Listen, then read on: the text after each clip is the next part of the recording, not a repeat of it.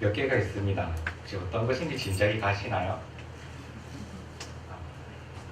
이상하게도 대부분 제가 어떤 별명이 있는지 한 번씩 잘 알아맞히곤 합니다. 제가 예전에는 지금보다는 이제 덩치가 조금 더 컸었거든요. 그래가지고 어떤 것인지 혹시 짐작이 가시는지요? 네, 여러분이 생각하시는지는 모르겠지만 곰류였습니다. 곰 같다는 말을 한참 들었었습니다. 그 중에서도 특이한 별명이 있었습니다. 코곰이라고 들어보셨나요? 누군가는 저에게 코곰이라는 별명을 붙여주었습니다. 코카콜라 곰이라는 뜻이었습니다. 피부가 조금 하얗고 또 행동이나 덩치가 곰 같다는 이유로 그런 별명을 붙여준 것 같습니다. 제가 코카콜라 곰 같은가요? 저도 한 번씩 저를 돌아보면 곰 같다는 생각을 안 하는 것은 아닙니다. 분명 사람들은 저에게 곰 같은 느낌을 받기 때문에 그런 별명이 저에게 주어진 것이겠죠. 사람들은 자기가 어떻다고 하는 자화상을 가지고 있습니다. 혹여나 다른 사람이 그것을 보고 별명을 붙여주기도 합니다. 그리스도를 본받는 사람에게도 어떠한 자화상이 있습니다. 그리스도를 본받는 사람이니까 당연히 그리스도라는 자화상이 필요하겠지요. 그런데 자기 안에 그려지는 그리스도의 모습이 어떤 그림이어야 하는지 바로 오늘 본문에서 사도 바울이 알려주고 있습니다. 우리는 고린도 교회가 문제가 많이 있었던 교회였음을 잘 알고 있습니다. 그것은 지리적, 경제적 여건 속에서 확인할 수가 있습니다. 고린도는 지역입니다. 그리스는 이제 반도를 가졌는데 대륙과 붙어있는 땅에서 땅이 바다 사이로 아주 좁아졌다가 밑에 섬 같은 반도가 또 이제 붙어있는 나라입니다. 고린도는 바로 그 좁아지는 지협에 위치한 도시였습니다. 동과 서로 두 개의 항구를 가졌고 위로는 그리스 본토, 아래로는 펠레폰네소스 반도로 있는 교통 요충지였습니다. 디올코스라는 양 항구를 잇는 배의 길을 만들어서 배를 육지 위로 끌고 가는 사업도 있었습니다. 그래서 로마에서 에베소로 갈 때 육지로 가는 것이 아니라면 거의 고린도로 향했습니다. 그리고 고린도는 로마에 의해서 재건된 신흥도시였습니다. 이 신흥도시에는 2년마다 열리는 이스미아 경기가 있었는데 이렇게 고린도는 사람들이 몰리고 지식과 무역과 문화가 활발히 거래되는 도시였습니다. 이런 사업들로 세금들도 아주 잘 거쳤는데 이렇게 고린도는 한마디로 수입이 많았던 도시였습니다. 이런 상승 여건이 만연한 고린도에서는 사람들이 성공과 신분 상승을 위해서 이 고린도로 찾아왔습니다. 짧은 시간 안에 신분이 상승되니까 신분 세탁을 위해서 신념 체제가 필요했습니다. 이렇게 이들은 복음을 잘 받아들일 수가 있었습니다. 복음이 정신적 지주 역할을 하면서 복음이 수단이 되어버렸고 이들은 복음의 변질을 일으킵니다. 이렇게 복음의 변질은 고린도 전후서를 읽으면 많이 드러나는데 그들이 잘못된 그리스도인의 자화상을 가지게 했습니다. 4장 8절입니다. 너희가 이미 배부르며 이미 풍성하며 우리 없이도 왕이 되었도다. 그들은 복음이라면 고난 없이 지속적인 승리를 거두는 것, 지속적인 사회적, 경제적 이익을 취할 수 있는 것으로 생각을 했습니다. 십자가의 길은 전혀 신경 쓰지도 않은 채 부활의 영광만을 누리는 데 관심을 가지고 있던 그들은 복음을 위한 헌신과 수고와 십자가 지는 것과 싸움의 과정을 생략했습니다. 배부른 사람, 지금 많이 가져서 풍성한 사람, 지금 왕노릇을 하며 승리를 거머쥐는 모습이 바로 그들이 가진 그리스도인의 자화상이었던 것입니다. 여기에 사도 바울은 자신의 자화상을 제시하고 있습니다. 9절 말씀입니다. 내가 생각하건대 하나님이 사도인 우리를 죽이기로 작정된 자같이 끄트머리에 두셨으며 우리는 세계고 천사와 사람에게 구경거리가 되었느냐. 혹시 글래디에이터라는 영화를 보셨나요? 배너라는 영화는 꽤 오래되어가지고 제가 본 기억이 안 나지만 이런 영화들을 생각하시면 도움이 조금 될 것 같습니다. 그런 영화에서 나오는 경기장의 분위기입니다. 수많은 구경꾼들이 경기장에 가득 차 있습니다.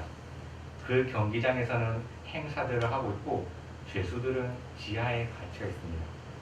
이제 행사가 끝날 무렵입니다. 수많은 구경꾼들이 가득 들어찬 경기장 안으로 흥분한 군중들을 만족시키기 위해 죄수들을 투입합니다. 지하에 있던 죄수들은 밝은 경기장 안으로 걸어 들어갑니다. 보이는 것은 흥분한 군중들과 앞에 서 있는 검투사들입니다. 이 죄수는 자신이 어떻게 될지 알고 있습니다. 살아날 가능성은 조금도 없습니다. 왜냐하면 자신은 죽이기로 작정된 자이기 때문입니다. 두려움에 떨고 있는 죄수들을 검투사들이 무참하게 죽입니다.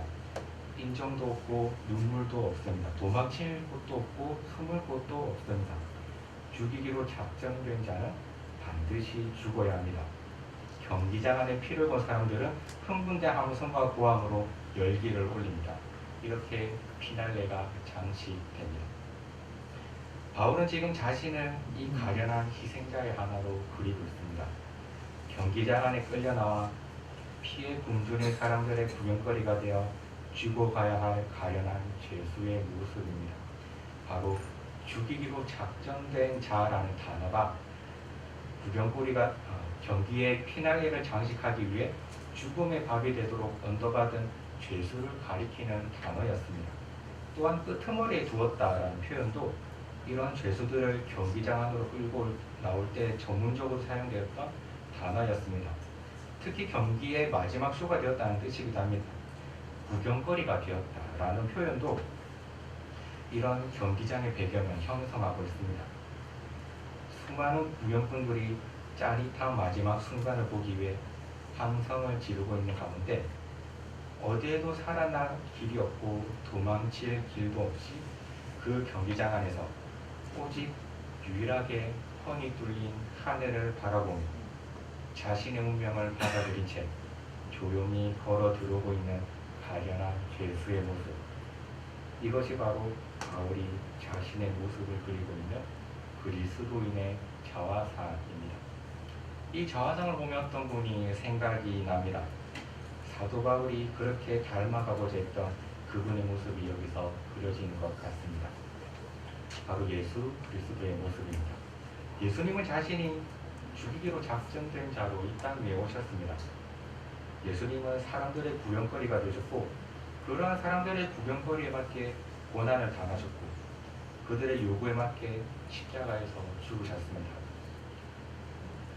짐승도 거처가 있지만 자신은 머리 둘 곳도 없다고 하신 그분, 하나님의 아들로 와서 환영받아야 마땅하지만 그렇게 조롱거리가 되어 죽어가던 모습, 하나님이 죽이기로 작정된 자로 보내신 그 모습이 바로 여기서 그려지지는 않으신가요? 그리스도를 본받는 자들의 모습은 바로 이런 자화상을 가져야 합니다. 바울이 이 자화상을 제시한 뒤에도 이 자화상이 어떤 것인지 계속해서 말하고 있습니다. 우리는 어리석다. 우리는 약하다. 우리는 비천하다. 바로 지금까지도 배고프고 목마르고 헐벗고 매맞고 누울 곳이 없으며 친히 일을 하며 모욕을 당해도 그에게 축복하고 박해를 받아도 참았고 누가 욕을 해도 좋은 말로 대하니 우리가 세상의 쓰레기같이 되었다. 바로 이 일이 그리스도 때문에 하는 일이다. 제가 잘생겼다는 말은 많이 들어보지는 못했습니다. 우리 담임 목사님이 아주 가끔 해주시기도 하는데 이것을 보고도 담임 목사님이 참 좋으신 분이라는 것을 생각하곤 합니다. 하지만 제가 착하게 생겼다고는 종종 듣습니다. 저는 이런 말을 많이 듣고 쓸데없는 자부심이 생겼죠. 나는 잘생기지는 않았지만 착하게라도 생겼구나라는 쓸데없는 자부심이었습니다. 그런데 이 자부심이 산산조각이 나는 날이 있었습니다. 제가 서현역에 밤 12시가 조금 넘어서 가게 된 일이 있었습니다. 그 이전에는 서현역이 마냥 행복한 곳인 줄 알았거든요. 흰 수염과 흰머리의 할아버지가 소 굿을 외치며 치킨을 파는 곳. 그 할아버지의 외형만 보면 치킨 튀기는 할아버지가 아니라 이때까지 덕을 쌓아온 것만 같은 그런 인자한 모습을 한 할아버지의 치킨집이 있는 곳. 그런데 그곳이 24시간 끊임없이 치킨을 파는 그런 행복한 곳이 저에게는 서현역의 이미지였습니다. 그날도 그 할아버지에게 볼 일이 있어서 서현역에 갔습니다. 그렇게 서현역을 가는데 서현역 더다가이 들어서서 그 치킨집 갔다가 나오는 데까지 아주 고역이었습니다. 총 4명의 사람이 저에게 접근을 했는데 다 하나 같은 말이었습니다. 혹시 어디 가시냐고, 싸게 해줄 테니까 따라오라고, 혹시 노래방 가는 거 아니시냐고, 혹시 아가씨가 필요하지 않냐고 하는 말들이었습니다. 물론 아가씨가 필요하긴 할 것 같은데 제가 생각하는 아가씨랑 그분이 생각하는 아가씨랑 좀 다른 것 같았습니다. 저는 그날 반성을 하게 되었습니다. 내가 어떤 모습이길래 이런 권유를 받는지 말이죠. 혹시 착하게 생기면 이런 권유를 더 받는 것일까, 그런 위로도 해보기도 합니다. 그 서현역 짧은 거리에 4번이나 그런 권유를 받았습니다. 그날부터 그 인장 할아버지가 무서운 곳에서 장사를 하는구나 하는 생각이 들었습니다. 참고로 이 치킨집은 KFC라는 곳입니다. 오해하실까봐 말씀을 드립니다. 이렇게 세상은 우리와 다릅니다. 살아가는 목적이며 가치이며 목표이며 뜻이며 자기가 생각하는 자화상마저 그들과 우리는 다릅니다. 사무직 세상 사람들은 비슷한 말을 하기도 합니다. 가령 내일 죽을 것처럼 살라는 말을 하기도 하죠. 하지만 세상 사람들이 제시하는 자화상은 더 도전적으로 살라든지 더 당당하게 살라는 것이라든지 혹은 더 즐기면서 살라고 내일 죽을 것처럼 살라는 자화상을 제시하기도 합니다. 하지만 우리는 다릅니다. 사도 바울이 제시하는 자화상이 죽이기로 작정된 자는 결코 당당한 삶이 아니라 결코 도전적인 삶이 아니라 사람들의 조롱을 받으면서 처참하게 살아가는 모습입니다. 어느 세상 사람들이 자신을 죽이기로 작정된 자로 그림을 그리겠습니까? 누가 죽이기로 작정된 자로 살기를 희망한단 말입니까? 누가 구경꾼들의 조롱거리로 살기를 바란단 말입니까? 누구든지 배부른 사람이 되기를 원하며 누구든지 풍성한 자로 살기 원하며 누구든 왕노로 타는 자로 살기 원하지 않겠습니까? 이미 누릴 것을 누리기 원하는 고린도 교인들을 한번 생각해 보시기 바랍니다. 하지만 바울은 그런 고린도 교인들을 신랄하게 비꼬고 있습니다. 우리는 그리스도 때문에 어리석은데 너희는 그리스도 안에서 지혜롭구나. 우리는 약한 사람으로 욕듣고 매맞고 살지만 너희는 승리자로 강하게 살고 있구나. 우리는 잘 곳이 없을 정도로 비천하지만 너희는 많은 것을 가지고 누려 존귀하구나. 우리가 그리스도인이라고 한다면 그리스도를 본받아야만 합니다. 그리스도를 본받는 사람이 그리스도인이기 때문입니다. 그리스도를 본받기를 가장 힘썼다고 할 수 있는 그 사도 바울이 자신을 본받으라며 이런 자화상을 제시하고 있습니다. 우리는 혹시 어떤 마음으로 살아가고 있나? 그리스도를 본받는다면서 혹시 왕으로 살아가고 있지는 않으신가요? 자신의 말이 이루어지는 자신의 생각이 곧 나타나야 하는 그런 왕처럼 살고 싶어지는 않으신가요? 아니면 이미 배부른 자로 살아가고 있지는 않은가요? 그리스도를 본받는 자의 마음은 곧 죽이기로 작정된 자로 살아가는 것입니다. 그것이 재산이 되든 명예가 되든 권력이 되든 생명이 되든 그 어떤 것이라도 주님을 닮은 마음, 죽이기로 작정된 자로 살아가는 모습입니다. 저는 교회에 대한 꿈이랄까요? 교회에 대한 기대가 있습니다. 이런 교회. 하나님이 함께 하셔서 내가 이렇게 잘 되었다. 내가 하나님을 믿으니 이렇게 부유해졌고 살기 좋아졌다. 이것을 자랑하는 교회가 아니라 우리가 하나님을 위해 이렇게 가난해졌다고 자랑하는 교회. 우리가 하나님을 믿어서 세상의 반식, 세상의 가치, 세상의 즐거움을 포기했다고 자랑하는 교회. 거기에 따르는 고난도 즐거워하는 교회. 내가 높아져서 누구 하나 나를 함부로 대하지 못하고 누구라도 나에게 상처를 줄 수 없다고 찬양하는 교회가 아니라 우리가 세상의 것을 포기하면서 주님을 위해 우리가 무시받고 우리가 비참해졌다고, 우리 안에 주님을 위한 상처가 있다고, 우리 안에 주님의 흔적이 있다고 찬양을 하는 교회를 꿈꿉니다. 물론 전자들이 제시했던 모든 것을 부정하는 것은 아닙니다. 하나님이 그렇게 일하시는 것은 제가 어떻게 나쁘다고 하겠습니까? 하나님은 이렇게도 저렇게도 일을 하시겠지요. 하지만 우리는 지금 너무 치우쳤다는 생각을 하곤 합니다. 너무 치우쳐 있다 보니 이 중심까지도 변질되었다는 느낌이 듭니다. 제가 꿈꾸는 교회는 꿈으로 끝날지도 모르겠습니다. 점점 사람들은 승리자가 되기를 원하기 때문이죠. 우리 안에도 승리자가 되기 원하지 구경거리가 되기를 바라는 마음은 찾아보기 힘들지 않으신가요? 그래도 교회는 소망이 있습니다. 기도에 관해서 교약 시간에 배우기를 기도는 우리 마음의 욕정을 표현하는 것이 아니라 하나님이 주신 약속을 우리에게 이루어지게 하도록 하는 것이라고 배웠습니다. 즉 언약의 복창이 바로 기도라고 말이죠. 이 말이 정말 맞는 말이고 기도의 훌륭한 모범이라고 생각을 합니다. 하지만 이 말을 떠올릴 때 이런 생각을 하게 되었습니다. 우리는 하나님에게 약속을 지키라고 말하고 그것이 당연하다고 그것이 옳다고 여기는데 우리는 그런 요구를 할 자격이 있을까?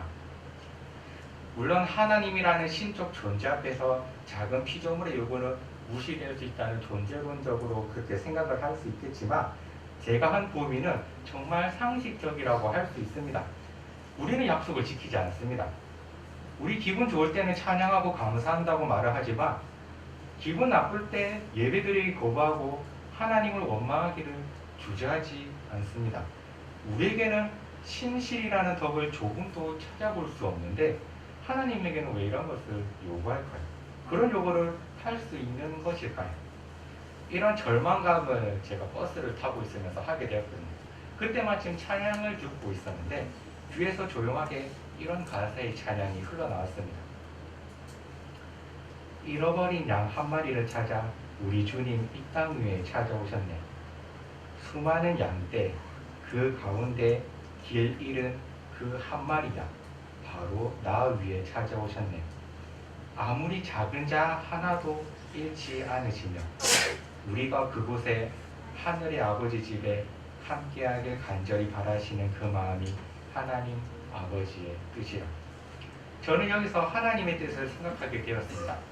더 정확하게는 이런 우리에게도 하나님의 자기 약속을 실현하기 원하시고 우리가 그것을 요구하게 하시는 하나님의 의지를 생각하게 되었습니다. 의인이 아닌 죄인을 위해 오신 예수님, 우리를 살리겠다는, 우리와 함께하겠다는 그 약속을 이루기 위해 이 땅 위에 우리에게 다가오신 예수님, 그렇게 죽이기로 작정되어 오신 예수님. 정말 식상하고 흔하게 하는 말이 있지 않습니까? 우리가 어떤 일을 해서 구원을 받는 것이 아니라 하나님 이루신다는 말, 그것이 어떤 것인지 정말 조금 느낄 수가 있었습니다. 누가복음 15장 4절 말씀입니다. 너희 중에 어떤 사람이 양 100마리가 있는데 그 중에 하나를 잃으면 99마리를 들에 두고 그 잃은 것을 찾아내기까지 찾아다니지 아니하겠느냐. 그 양 한 마리도 너무나 귀해서 그 잃어버린 양을 포기할 수가 없어서 그 고난과 죽음을 감당하신 예수님의 마음, 우리가 천박하다거나 우리가 믿음이 부족하다거나 우리가 믿을 수 없는 존재라거나 우리가 보기엔 교회가 소망이 없다는 그런 문제들을 넘어서 주님이 우리를 향한 그 마음으로 죽이기로 작정되어 우리에게 찾아오시는 그 약속을 아시는지, 그 잃어버린 양 찾은 것을 너무나 기뻐서 그 무거운 양을 어깨에 메는 것도 마다하지 않으시고 더욱이 사람들을 불러놓고 그 양을 찾았다고 잔치를 베푸시는 하나님의 모습을 기억하시는지, 하나님의 은혜입니다. 이것이 바로 하나님의 기쁨이며 하나님의 열정입니다. 우리가 이런 하나님의 열정에 감격한 사람이라면, 우리가 이 하나님의 은혜를 깨달은 사람이라면 조금은 더 힘을 냅시다. 바울은 자신이 다른 교인이나 사역자들보다 뛰어남을 과시하는 것이 결코 아닙니다. 고린도 성도들을 향한 바울의 애정과 열정을 지금 자신의 자화상으로 보여주는 것입니다. 그 열정은 선생이 아닌 아비된 심정이죠. 그 아비된 심정으로 바울은 그리스도를 본받은 자신을 본받으라고 말하고 있습니다. 우리는 하나님이 어떻게 우리를 죽이기로 작정하실 수 있냐고 질문을 던질 수도 있을 것입니다. 울부짖을 수도 있고 투정 부릴 수도 있습니다. 세상의 번영과 세상의 성공을 포기하면서까지 하나님의 백성이 구경거리가 조롱거리가 되어야 하는지 통곡할 수도 있습니다. 하지만 하나님은 분명합니다. 하나님은 우리의 전부를 요구하십니다. 우리의 마음도, 우리의 육체도, 우리의 정신도, 우리의 영혼도, 그 모든 것이 그리스도를 본받게 되기를 원하십니다. 하지만 그분을 본받는 것이 곧 세상의 조롱거리가 되는 것임을 잊어서는 안 됩니다. 바보나 그렇게 사는 것이라고, 어리석은 사람들 아니냐고, 돈을 벌 수 있으면 벌어야지, 권력을 취할 수 있다면 취해야지, 놀 수 있을 때 놀아야지, 권리를 가졌다면 그것을 쓰는 게 당연한 것이 아니냐고, 우리를 세상의 가치관으로 조롱하기 시작할 것입니다. 믿음이라는 바보스러운 행동을 한다고, 그 헛고생한다고 우리를 조롱할 것입니다. 교회 안에서도 저렇게 바보같이 믿을 수 있냐고 우리를 조롱할 것입니다. 무엇하러 그런 헛된 죽음을 맞이하냐고 말할 것입니다. 세상에서 누릴 것이 얼마나 많은데 그렇게 별나게 믿어야 하냐고 믿음을 조롱거리로 삼을 것입니다. 바울의 자화상은 복음을 위해서 죽음의 길도 마다치 않고 걸어 나가고 있는 모습입니다. 다른 사람들은 왕노릇 하는 데 관심이 쏠려 있고 저마다 제 몫이나 챙기며 주어진 특권을 누리는 데 여념이 없지만 그에게는 아직도 가야 할 십자가의 길이 남아 있었습니다. 칭찬과 인정은 고사하고 주변에는 죽이려는 사람들만 들실거리며 조롱과 욕을 퍼붓는 구경꾼들만 가득할지라도 그러나 하나님이 그에게 맡기신 피해 증거를 마다하지 않습니다. 우리도 그 자화상, 죽이기로 작정된 자로서 적당히 타협하지 맙시다. 적당이라는 말은 우리 그리스도인과 전혀 어울리지 않습니다. 하나님은 우리에게 모든 것을 원하시기 때문이죠. 그 모든 것을 원하시는 하나님은 또 우리에게 그 모든 것을 주실 것입니다. 세상의 방식이 아닌 하나님의 방식대로, 세상의 때가 아닌 하나님의 때에 주님은 우리에게 그 모든 것을 누리도록 주실 것입니다. 예수님이 이 땅에서는 십자가의 부끄러움을 참아야 했지만 지금은 하나님 보좌 우편에 앉으신 것처럼 말이죠. 사랑하는 성도 여러분, 마지막으로 제가 주님이 하셨던 표현을 빌려서 여러분에게 권면을 하겠습니다. 주님을 믿는 믿음 때문에 경제적 손실이 있으신가요? 기뻐하시기 바랍니다. 이전에 앞선 선진들도 재물을 포기하면서 또 손해를 보면서 주님을 따랐습니다. 주님을 믿는 믿음 때문에 세상의 즐거움을 등지고 외롭게 살아가고 있으신가요? 즐거워하시기 바랍니다. 주님이 우리를 위해 하늘 잔치와 큰 상을 준비하실 것입니다. 주님의 약속을 바라는 믿음 때문에 사람들의 조롱거리가 되셨나요? 감사하시기 바랍니다. 주님께서는 이제 우리들이 그리스도를 본받는 자라고 인정하실 것입니다.